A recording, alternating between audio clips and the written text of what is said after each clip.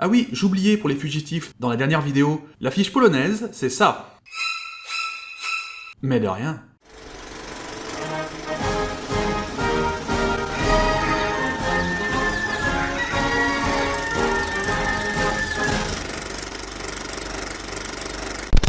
La foule du public anonyme parisien, de son public, vient rendre un dernier hommage à Sacha Guitry, mort après une longue maladie à 72 ans et 67 ans de théâtre. C'est le 24 juillet 1957 qu'Alexandre, dit Sacha Guitry, nous a quittés.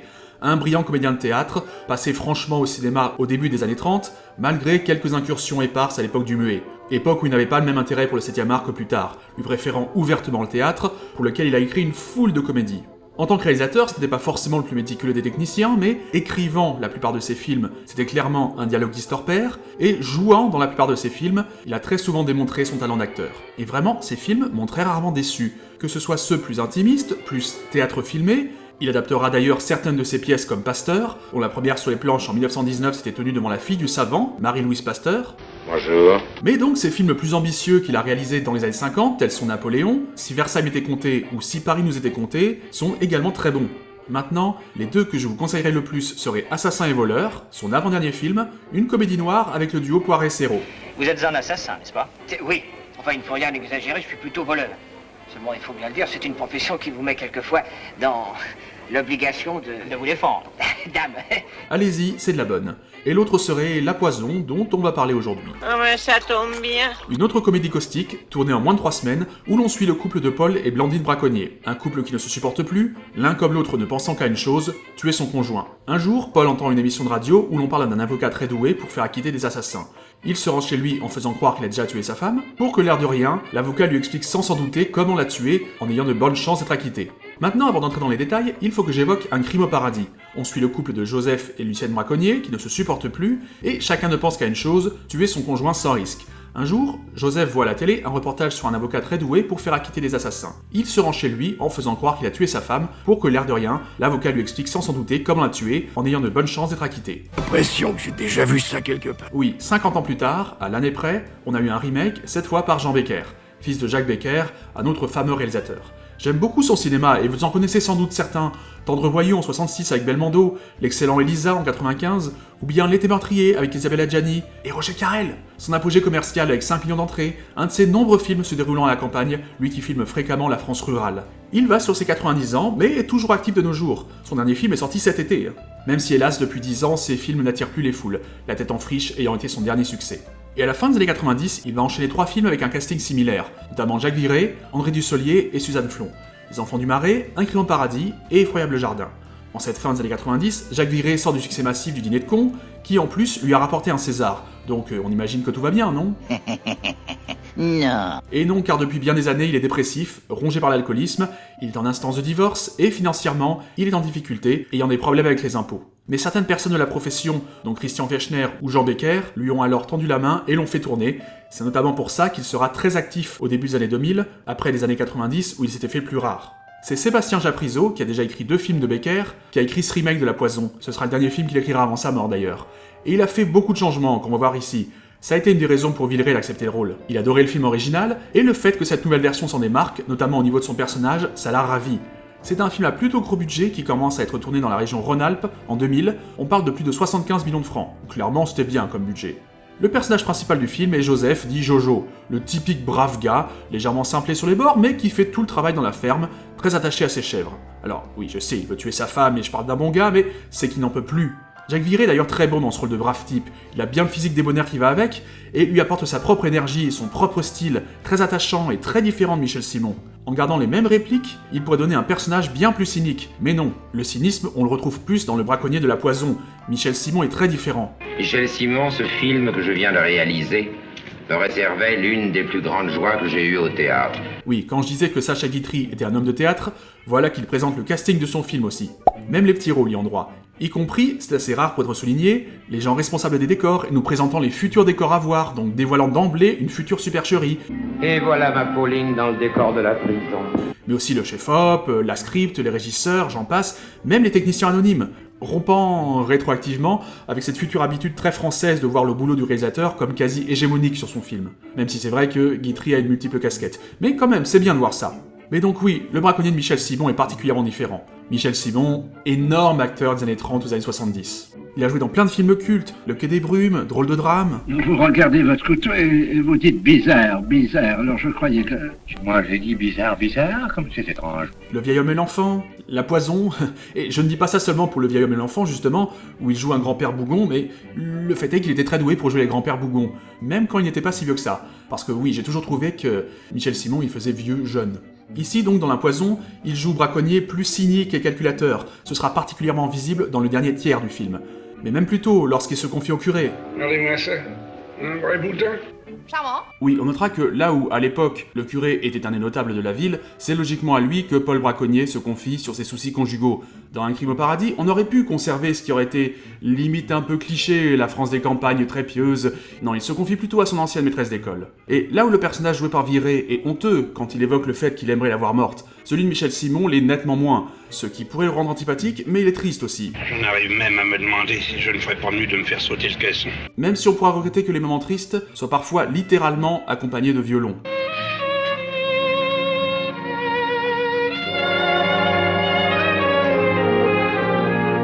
C'est aussi l'époque, hein. Si dans des films aussi vieux on s'arrête à ça, on n'a pas fini. Et puis sa situation conjugale est un des feuilletons qui passionne le village. Et oui, ils avaient pas la télé-réalité à l'époque.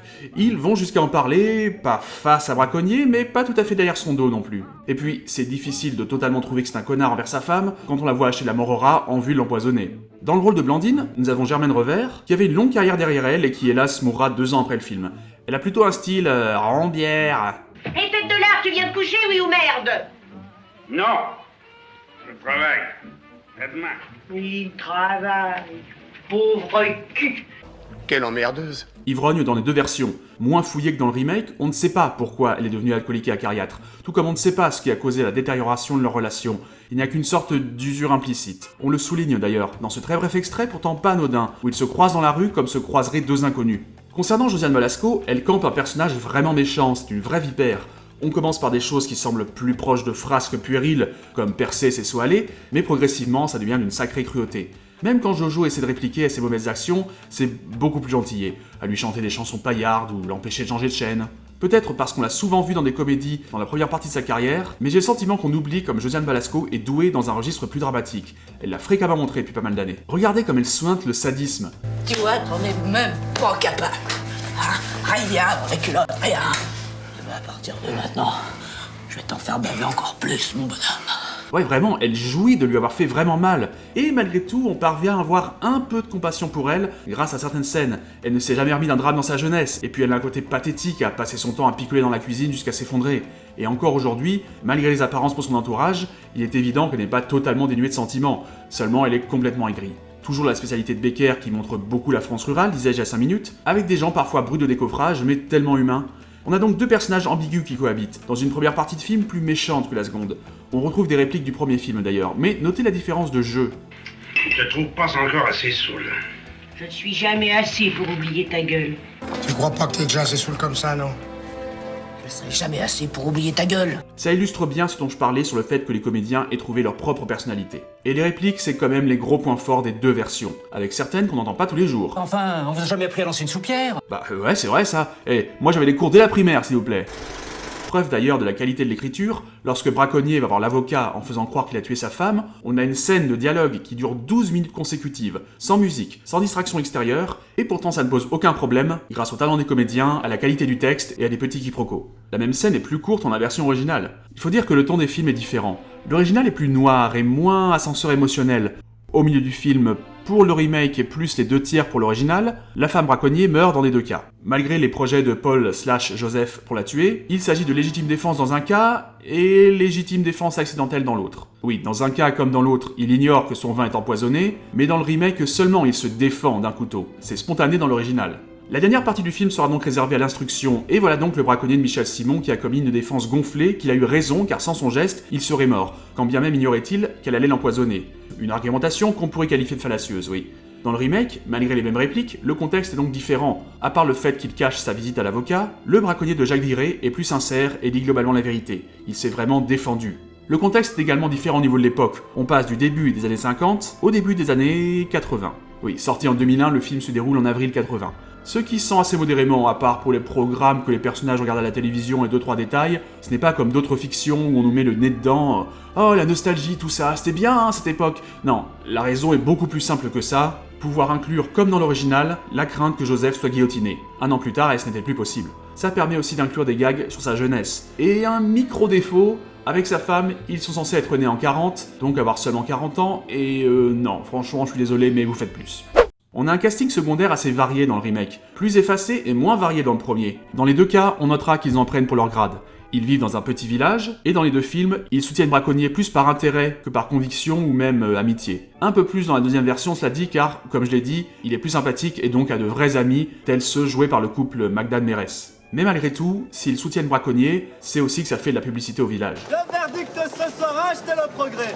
Le verdict ce soir, un crime au paradis. Dernière nouvelle, plus personne ne vend des journaux comme ça depuis 1830. Oui, le fait divers attire l'attention de la presse et c'est bon pour le commerce. Dans la version originale, ils ont été jusqu'à transformer la maison du crime en une sorte de musée, l'étape incontournable pour les curieux avides de faits divers. À notre petit café, tu sais, ils ont ajouté 8 tables à la terrasse. Au café de la place, le patron, il a rajouté 8 tables en terrasse. Résultat, aller le défendre à la barre est pour eux un simple remerciement. On l'appréciera dans la version de 51 de voir les enfants mettre ça en lumière en alternance avec le procès, en leur jouant tel qu'ils s'imaginent qu'il se déroule. Mais qu'est-ce qu'ils font? Mais ils sont fous! Mais enfin là, mais je veux pas ça. Allons! Chez les seconds rôles de la Poison, il faut reconnaître que beaucoup des comédiens sont oubliés parce que... ça a 70 ans, ils étaient déjà tous adultes, donc ils sont tous morts, c'est déjà une bonne raison. Oui, je sais, c'est gay. Mais on notera quand même Pauline Carton, une grande habituée des films de Guitry, et puis un petit comédien comme ça, un peu connu. Bonjour Madame Michon. Bonjour Monsieur Fillard. Ça va chez vous? Oui, je sais, ça fait drôle. Louis de Funès qui a encore tous ses cheveux. Chez les seconds rôles de remake, nous avons Suzanne Flon, toujours formidable. Une actrice chevronnée, extrêmement douée, qui a une grande carrière dans le cinéma français, et même international, car elle a joué pour Orson Welles 2 fois, pour John Huston, pour John Frankenheimer dans Le Train, film où joue d'ailleurs un certain Michel Simon. Et oui, quand on veut trouver un point commun à des films au cinéma, elle joue le rôle de l'ancienne maîtresse d'école de Jojo, un personnage touchant, sensible et drôle. Oui, elle n'est pas qu'un des rares piliers moraux du film, elle est également amusante. Elle connaissait déjà bien Jean Becker pour avoir joué sous sa direction 2 fois, dès L'été meurtrier. On retrouve aussi Gérard Hernandez dans le rôle du meilleur ami de Joseph, Jackie. Ce qui est drôle, c'est que Jackie est le véritable prénom de Jacques Viré. Quelle ironie! Gérard Hernandez, vous le connaissez peut-être pour ses seconds rôles au cinéma ou à la télé, mais aussi sans doute pour le doublage. Et autre habitué du doublage, on a aussi Jean-Michel Martial dans un petit rôle. Oui, s'il est apparu dans pas mal de trucs et de bons trucs en plus, faut être honnête, beaucoup de monde le connaît pour... Salut à tous les enfants! Tu vous fais mal? Le procès prenant une plus grande part dans le remake, le rôle de l'avocat général est plus important. Il est tenu par Daniel Prévost, et très vite on aime le détester. Mais plus important, le rôle de l'avocat de Braconnier, tenu par Jean Dubucourt dans l'original et André Dussolier dans le remake. Un habitué de mes vidéos, tiens. Au-delà de leurs différences de jeu, c'est leur conviction et leur théorie sur le meurtre qui déclenchent la prise de décision de Braconnier. Dès ma jeunesse, il m'a semblé qu'une différence essentielle existait entre les assassins et les meurtriers. Un assassin prépare froidement son crime, c'est un monstre, un meurtrier, c'est un homme comme vous et moi qui n'en peut plus de souffrir et qui tue dans un moment de colère. Et qui donc donne tout leur sel à la défense de Paul/Joseph. La musique d'Un crime au paradis est signée Pierre Bachelet. Pierre Bachelet a donc composé la bande originale d'un film sorti en 2001. J'ai l'impression de louper une blague. Il livre une BO au ton désabusé et parfois over the top, mais en même temps tellement bien choisi. Écoutez ça quand Lucienne devient une empoisonneuse.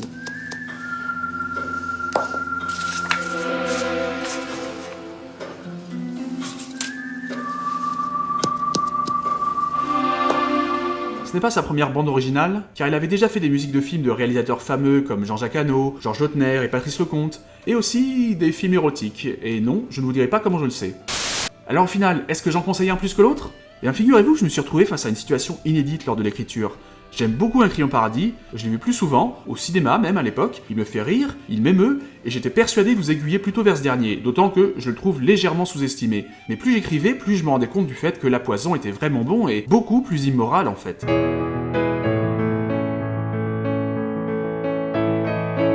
Tout est fait pour qu'on ait envie de voir le braconnier de Viré s'en sortir, qu'il soit gentil et affable à nos yeux.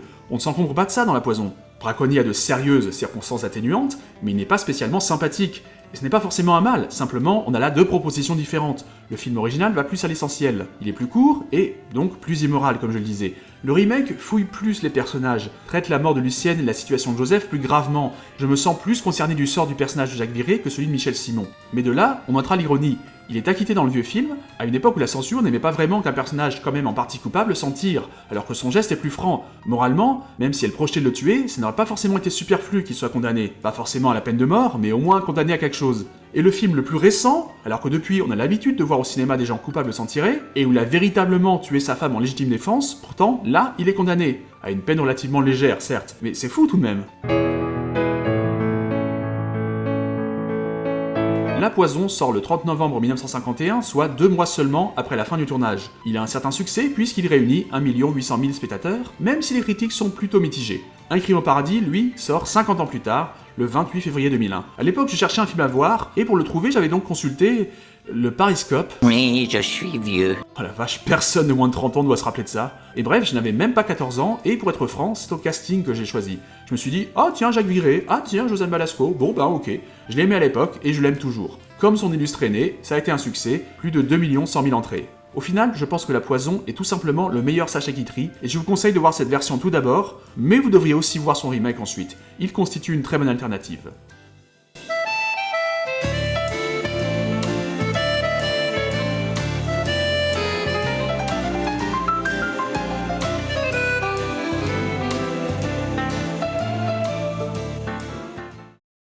Bon, commençons par le début. Vos noms, prénoms, adresse, profession. Joseph Victor Braconnier. Vous tenez vraiment cette profession?